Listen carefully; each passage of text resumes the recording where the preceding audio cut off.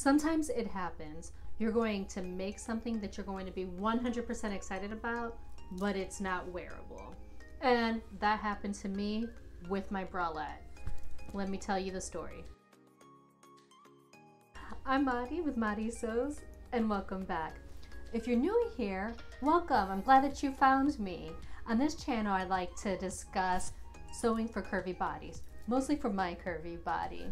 But every now and then I'll throw in things for my husband, my kid, and other friends and loved ones. With that being said, I try to make sure that I share the good, the bad, and the ugly. Today, I'm bringing you some ugly.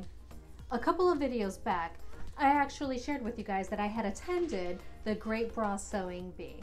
And one of the classes, seminars that I was in was with Madeline Intimates, where she was talking about how women with larger busts can indeed wear a bralette. Now, let me tell you, these things they're pretty sizable. In ready to wear bra sizes, I wear a 34. What do I wear? I wear a 34F, sometimes a G, depending on if my bra is like made in the UK or not. With that being said, I've tried wearing bralettes in the past and I've just found them like super not supportive.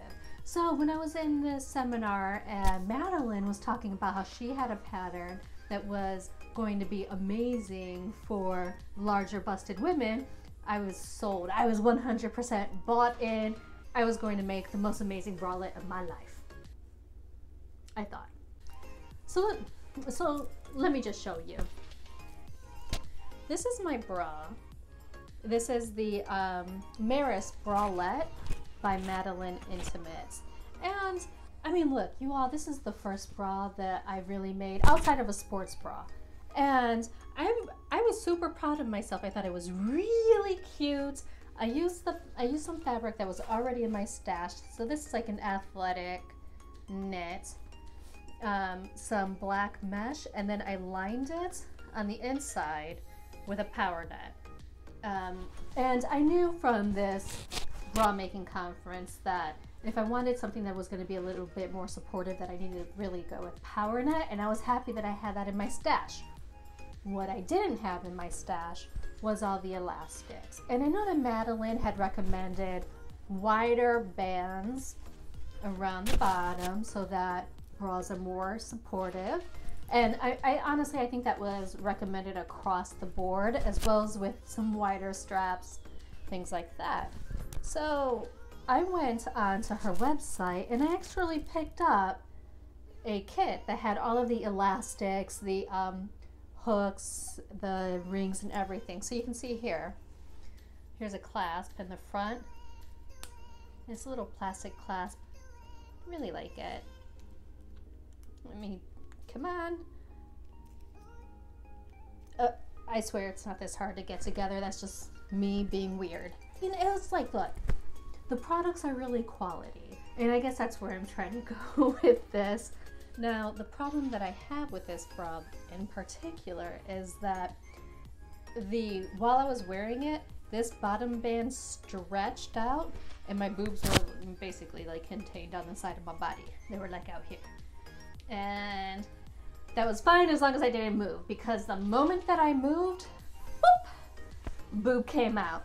Boop, other boob came flying out. I mean, it was, look, I wore this thing for, I don't know, 45 minutes, an hour and a half, something like that. And like my buddies were just like jiggling all over the place. Like they were not contained. The clasp actually twisted up on its side. I'll insert a picture here so that you can see exactly what I'm talking about.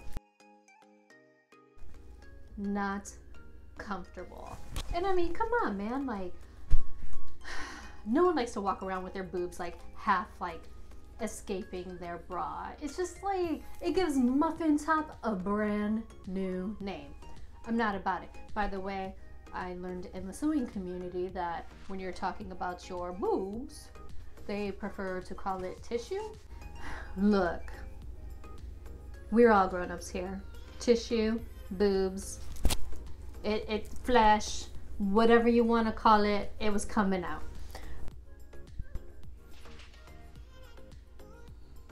I measured and measured myself because I just wanted to make sure that I was making the right size. I'm really new to this bra making thing. And according to her measurements, I was a medium in an EF cup. So that's what I went ahead and cut.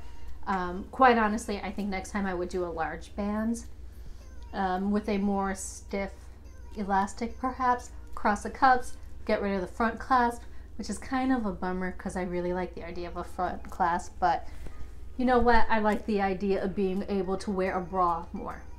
You know, originally when I made this bralette, I had this like wonderful idea that I was going to also make a pair of matching undies. Well, that's not gonna happen because if I make undies out of this fabric now, it's just gonna remind me of the bralette that I can't wear, and what a disappointment.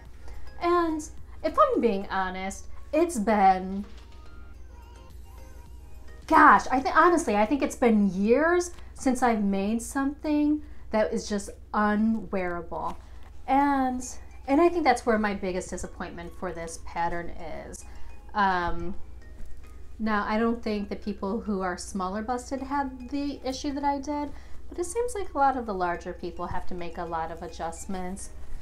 And being new in this like whole bra making thing, I'm not sure if this is a typical stage that people go through, or look, I don't know if this bra not being wearable was on me or if it's like generally something that typically happens to people, but really I would like to be able to at least wear something. All right, I'm gonna sit here and stop crying about this mess. I mean, it's not a mess, right? It does look cute, doesn't it? It looks cute. I'm gonna stop worrying about it. I'm either gonna fix it or I'm not, and if I do, you guys will see it here. If you've made bras, or if you're interested in making bras, or if you made this pattern before, let me know what your experience was, because there are some really amazing pictures of these things out there, and there's got to be better. There just has to be. So there's the skinny on my bra. There's the skinny on my bra. Give me a thumbs up if you enjoyed this video, and consider subscribing if you want to know when the next video is released. Up until then, I hope that you have a wonderful day. Bye.